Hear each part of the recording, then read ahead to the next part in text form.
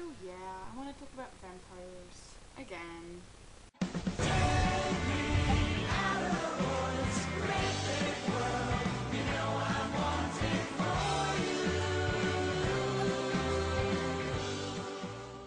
This morning, as I was doing my morning ritual, as I showed you a few weeks ago, I saw this next to showing a pretty good like statue, which I have to admit, it's pretty rare that these things are alike.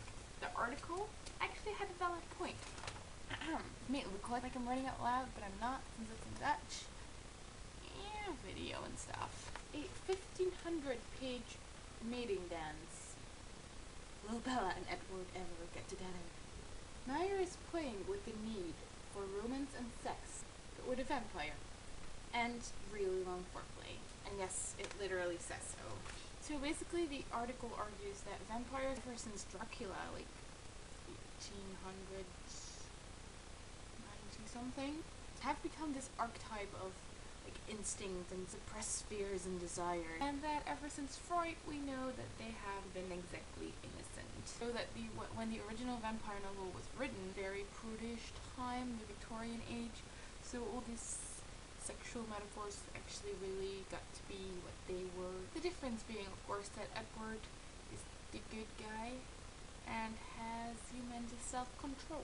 And again, I quote the article after retracing its past.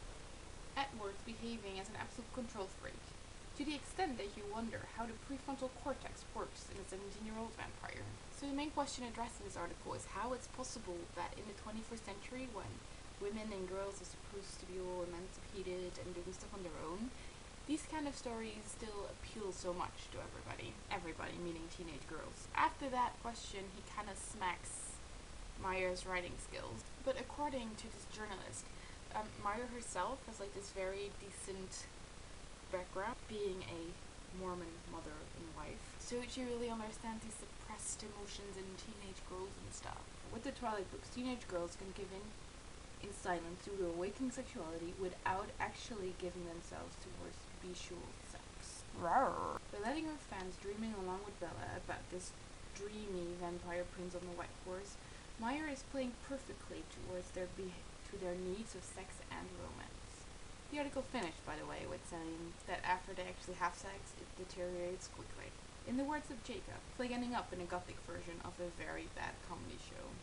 Amen to that. So moral of the story, Twilight is like porn for teenage girls, because apparently the rest of the population doesn't need to be so subconscious about it anymore. Subconsciously? Subconscious? I don't know. You get the gist, right? Translating the strangest words these days.